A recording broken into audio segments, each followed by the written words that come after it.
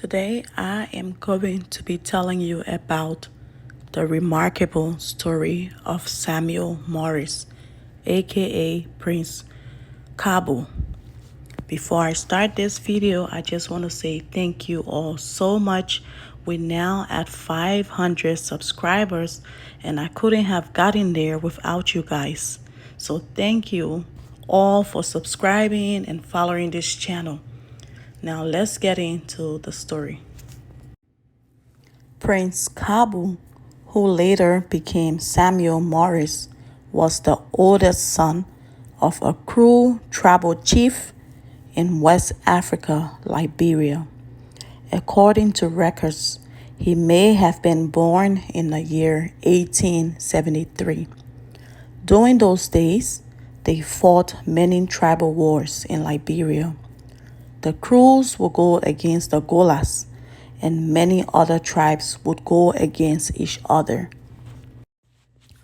When Prince Kabu was 15 years old, he was taken captive during one of such wars. He was tortured daily and beaten close to death. He was tied up and left in the sun for days or hours at a time. One day, Kabu was beaten so badly until he got so weak to the point where he was crying out loud for help. All of a sudden, the ropes fell off his hands and feet, and he saw a bright light and a voice telling him to run. Run, Kabu, run. The light continued to guide Kabu out of the jungle. Kabu survived on mangoes and snails for many days until he stumbled across a coffee plantation. He began to work for the owner, who was a descendant of freed slaves who had come to Liberia from the U.S. Kabu began to attend church, where he was taught by missionaries. Young Kabu had also learned about the biblical story of Saul's conversion, where a man encountered a blinding light. Kabu converted to Christianity immediately. He was baptized and his name was changed to Samuel Morris. According to sources, Morris was motivated to travel to the United States as he learned more about God, whom he had encountered.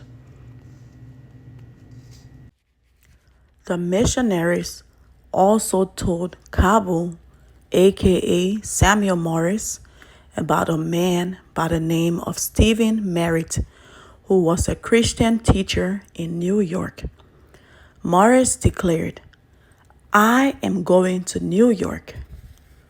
After waiting at the docks for several days, Morris eventually found passage on a ship to New York in exchange for work. On board, he was beaten and abused, but he endured with patience and forgiveness. The crew saw Morris praying frequently, even during dangerous storms.